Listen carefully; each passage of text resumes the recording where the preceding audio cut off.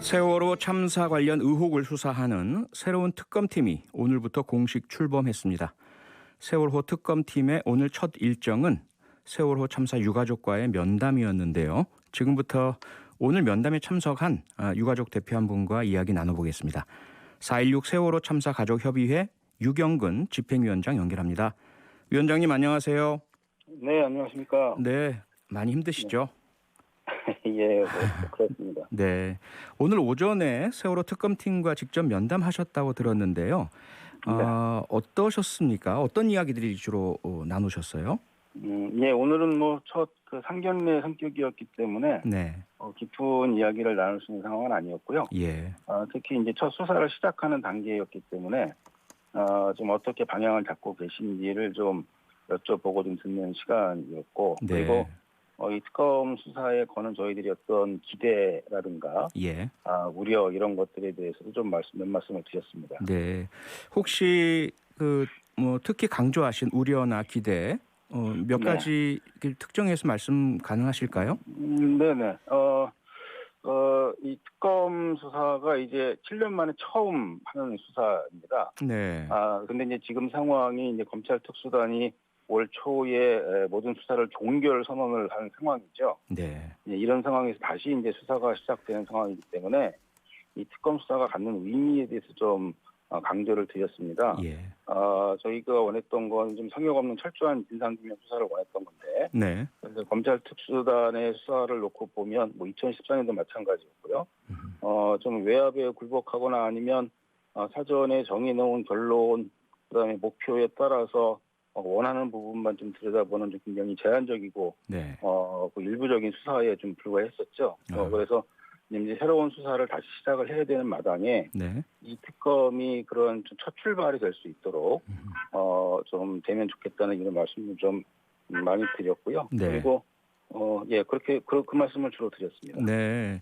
말씀하신 것처럼 검찰 특수수사팀 그다음에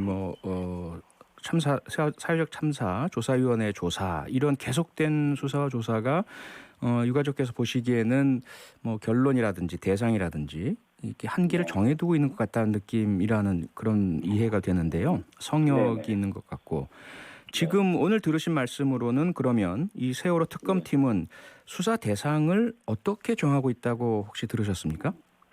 우선 지금 특검은 이제 수사 과제가 사실을 먼저 정해져 있고 특검이 만들어진 거 아니겠습니까? 네, 그러다 보니까 세월호 참사 전반에 대한 수사는 좀 불가능할 것 같고요. 네, 이제 주어진 과제, 이제 증거 데이터 조작, 편집 의혹이라든가 수거 과정의 의혹, 그다음에 그런 것에 대한 정부의 대응 적정성 여부 여기에 좀 한정이 돼서 수사를 시작을 할 것이기 때문에 네, 저 모든 진실을 밝힐 것이라는 기대를 좀 하기는 어려울 것 같습니다. 예, 다만 이제 이번 과제가 좀 한정적이긴 하지만 좀 의미를 많이 두고 있는 것은 수사 과제 가운데 청와대를 정점으로 하는 정부의 대응 적정성 여부를 좀 검토하게 되어 있는데요. 네, 저희들이 성역 없는 진상 규명을 항상 이야기를 하면서 강조했던 것이 참사 당시에 컨트롤 타워 역할을 했어야 했던 어떤 정부, 청와대를 정점으로 하는 정부의 대응이 전혀 없었기 때문에 네, 이 문제를 철저히 들여다보지 않으면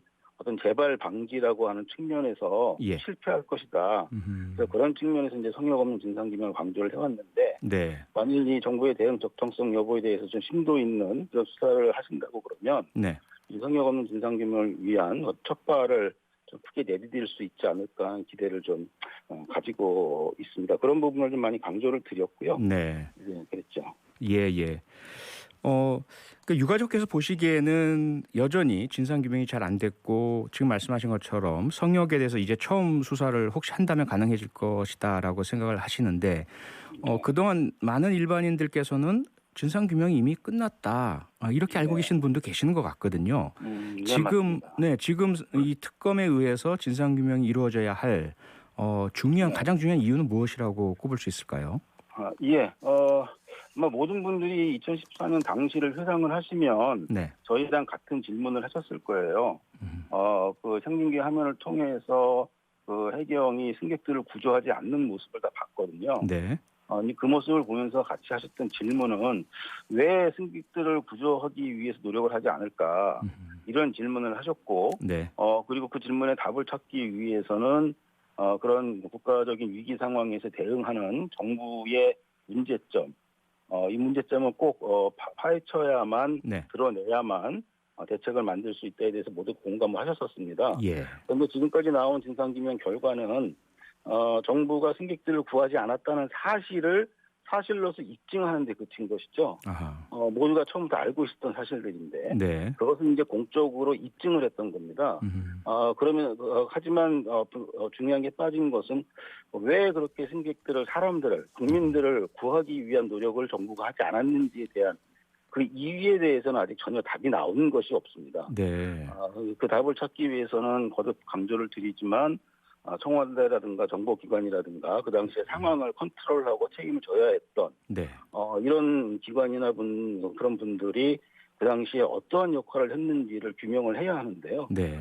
이것이 전혀 지금 시작조차 하지 못하고 있기 때문에 저희들은 진상규명이 되었다고 인정을 할 수가 없고요. 네. 그런 우리가 똑같이 했던 그 질문을 회상을 해보신다면 앞으로 진상규명의 과제가 중요한 것이 남았다 이렇게 공감을 하시리라고 봅니다. 네. 300명이 넘는 우리 국민을 구조하자는 그 이유를 제대로 밝혀야만 다시는 이런 일이 일어나지 않도록 할 수 있다. 그것이 우리 모두를 안전하게 만드는 것이다.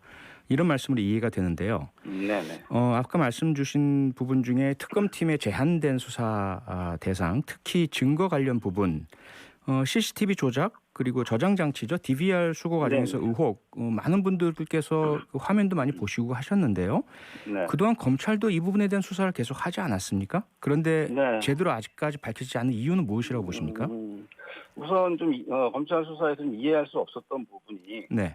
우선 DVR 수거 과정의 의혹에 대해서는 실제 수거를 했던 해경이나 해군 당사자들을 이제 소환해서 조사를 했다고 하는데요. 예. 당사자들이 자신들은 거짓말을 한 게 없다. 있는 그대로 얘기를 했다라고 이제 진술을 했고, 예. 그런 상황에서 지금 시간이 많이 지나서 그것이 거짓말이라는 걸 입증하기가 어렵다.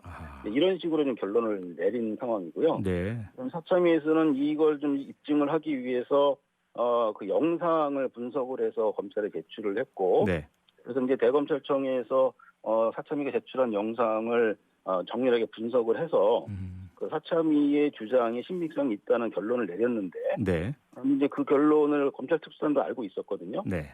그런데 그 이후로는 이 일을 덮어버렸습니다. 아하. 그리고 이제 이 부분은 혐의가 없다고 생각을 하지만 특검을 시작을 한다니까 그쪽으로 넘기겠다 이렇게 또 결론을 내리고 진행을 하지 않았었죠. 네네. 그래서 저희들은 분명한 어떤 정황이라든가 입증할 자료가 있음에도 불구하고 더 깊이 파고 들어가지 않는 그런 검찰 특수단의 모습에 많이 실망을 했었고, 예. 이 부분을 이번 특검이 좀 많이 사실은 사실대로 또 사실이 아닌 것은 아닌 대로 철저하게 규명을 해주시기를 좀 기대하고 있습니다. 네, 우리 유가족 여러분과 함께 저희도 이 특검에 의해서 진실이 철저하게 규명되길 바라겠습니다. 오늘 말씀은 여기까지 듣겠습니다. 고맙습니다. 네, 고맙습니다. 네, 지금까지 4.16 세월호 참사 가족협의회 유경근 집행위원장과 함께했습니다. 평일 저녁 6시 5분에 여러분을 찾아갑니다. MBC 라디오 표창원의 뉴스 하이킥.